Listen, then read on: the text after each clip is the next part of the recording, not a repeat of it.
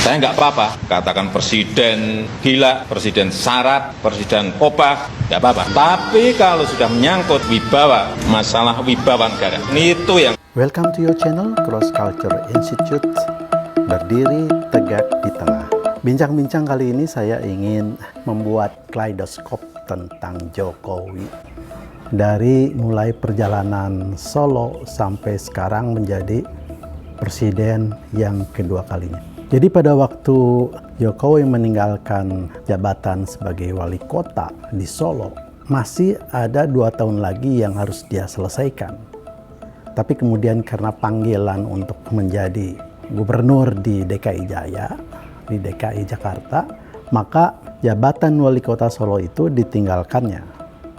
Lalu dia berkompetisi untuk menjadi gubernur DKI Jaya. Catatan pertama, dia meninggalkan jabatan wali kota yang tersisa 2 tahun lagi. Jadi sumpah jabatan pada waktu dia diangkat menjadi wali kota yang kedua kalinya tidak selesai dilaksanakan dalam 5 tahun.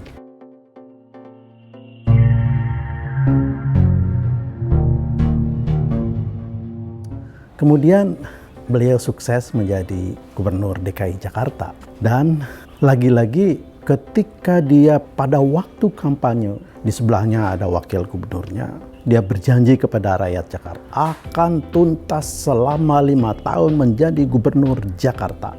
Ya, itu tersebar di medsos, rekaman video itu. Tetapi baru 2 tahun dia laksanakan menjabat sebagai gubernur DKI, dia kemudian tinggalkan lagi dan maju menjadi calon presiden RI. Disumpah pada waktu diangkat menjadi gubernur, berjanji akan melaksanakan 5 tahun, tuntas menyelesaikan tugasnya, ditinggalkan, tidak selesai.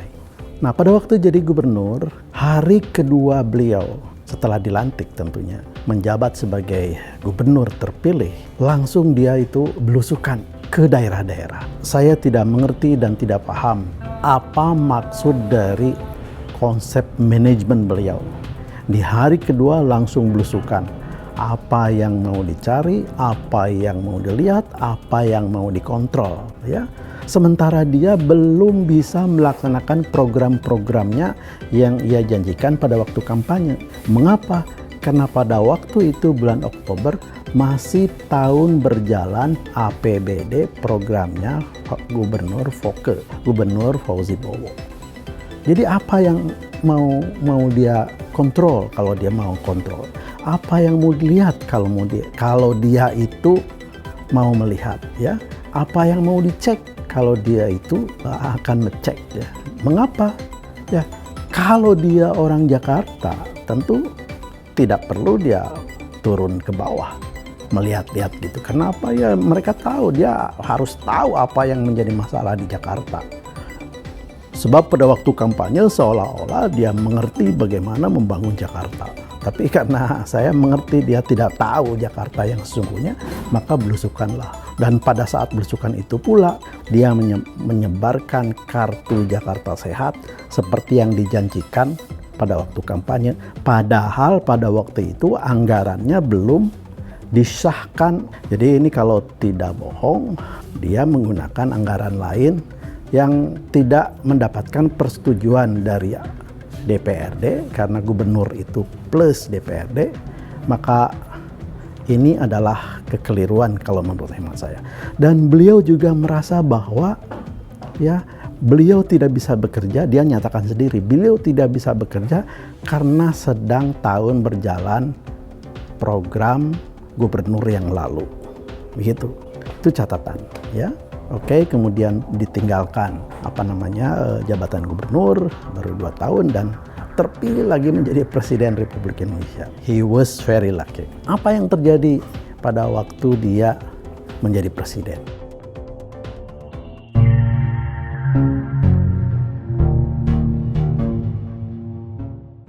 Dia juga tidak bisa melaksanakan program kerjanya serta-merta karena pada waktu itu sedang melaksanakan tahun berjalan programnya SBY, ya. Bulan Oktober dia dilantik, tidak bisa melakukan kerja apa-apa karena pemerintahan sedang melaksanakan tahun berjalan APBN program-program SBY. Baru pada bulan April berikutnya ada perubahan APBN yang memasukkan program-program beliau. Dan itu pun tidak mudah, baru pada bulan Juni kemudian, bulan Juni kemudian program-program beliau baru bisa dieksekusi. Ada dua hal yang dia alami. Pertama, pada waktu jadi gubernur, dia tidak bisa melaksanakan program kerjanya karena harus menyelesaikan tahun berjalan pemerintahan daerah pemerintahan Foke. Kemudian pada waktu jadi presiden, dia tersandung lagi, dia tidak bisa melaksanakan APBN programnya beliau karena APBN tahun berjalannya pemerintahan SBY. Dua kejadian ini tidak menjadi catatan beliau kalau beliau tidak bisa serta-merta melaksanakan tugas dan programnya ketika dia usai dijabat. Nah, ini karena ada Undang-Undang Nomor 29 tahun 2004. Sejatinya karena ini ada masalah pada beliau dan kemudian juga tentu bermasalah lagi kepada gubernur-gubernur di seluruh Indonesia, bupati-bupati wali kota di seluruh Indonesia, harusnya dia mencatat ini sebagai masalah yang fundamental. Karena apa? Karena tidak bisa melaksanakan tugasnya ketika usai dilantik, karena harus menyelesaikan program tahun berjalan pemerintahan sebelumnya. Kalau melanjutkan ya bagus, tapi kalau mengoposisi program yang lalu kemudian dilaksanakan oleh yang bersangkutan, ini tidak beradab. Ini artinya normanya tidak bagus. Jadi itu permasalahan kaleidoskop catatan saya tentang Jokowi. Banyak aspek yang beliau juga tidak mengerti. Ketika kita mencatat beliau mengatakan bahwa pada bulan September nanti ekonomi akan meroket, tangannya begitu. Itu karena saya paham apa yang ada di dalam benaknya. Yaitu ketika APBN sudah mulai bisa dilaksanakan, mencair Juli dan lain sebagainya. Nah, program efektif baru pada September proyek-proyek itu cair, maka dia pikir dengan mencairnya anggaran program-program kerja dan mata anggaran yang dalam APBN beliau itu kemudian serta-merta ekonomi akan meroket. Ternyata tidak. Kenapa? Ya itu tadi, kalau APBN-nya berorientasi untuk menumbuhkan ekonomi, maka akan terasa daya dongkraknya ekonomi akan tumbuh. Dari situ kita mencatat bahwa APBN beliau tidak berorientasi untuk menumbuhkan ekonomi. Ya, kemudian kita mencatat di sana sini terjadi pembangunan infrastruktur, tapi artinya tidak terkait atau tidak terkait langsung quick yielding untuk mendongkrak pertumbuhan ekonomi.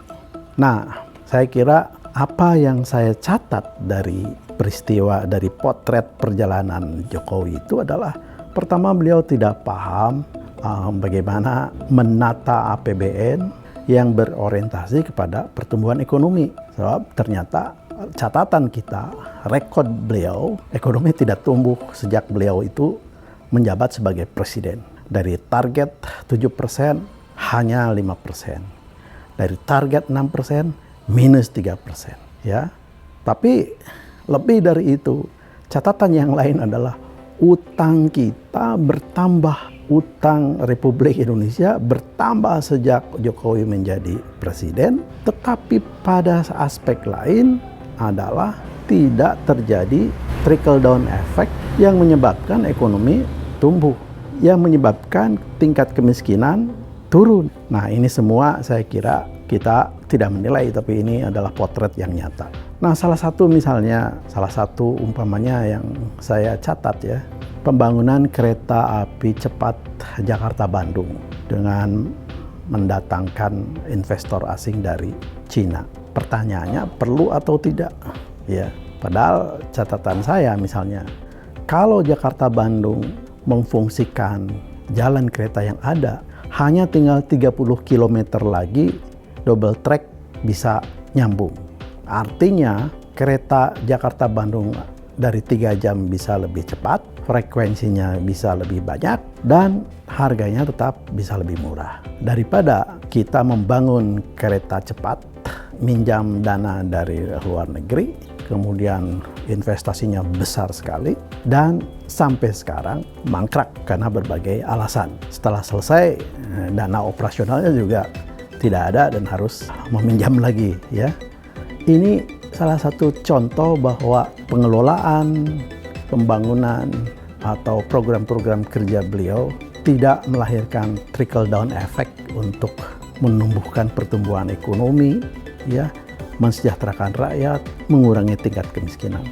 Yang pasti utang-utang kita menjadi lebih besar, inefisiensi di berbagai bidang, korupsi tetap banyak, ya, dan kejanggalan-kejanggalan lain adalah sinergitas antara para pelaku program-program kerja Jokowi itu tidak terjadi.